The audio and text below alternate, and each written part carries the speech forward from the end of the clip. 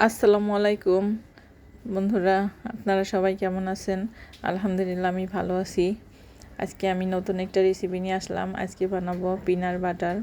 আমি এইগুলা রেসিপি দিয়ে বাটার, চিনি, দুধ, 10 টাকা দামের 2 প্যাকেট দুধ নিয়েছি, 2টা হরলিক্সের 10 টাকা দামের হরলিক্সের প্যাকেট নিয়েছি।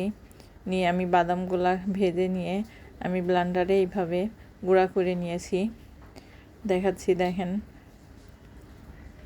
এইভাবে গুঁড়া করে নিয়ে আমি বাটার দিয়ে দিয়েছি। দুধ, চিনি, হরলিক্স সব কিছু একসঙ্গে মিক্সড করে ব্লেন্ডার করে নিয়েছি। নেওয়ার পরে দেখেন, মাশাআল্লাহ, আমার পিনাট বাটার কত সুন্দর হয়েছে, খেতে অনেক মজা হয়েছে এবং টেস্টিও। পাউরুটি এবং এমনি রুটি দিয়েও আপনারা খেতে পারেন। বড় ছোট সবারই খুব পছন্দ হবে। আপনারা ভালো থাকবেন, আমার জন্য দোয়া করবেন। আল্লাহ হাফেজ।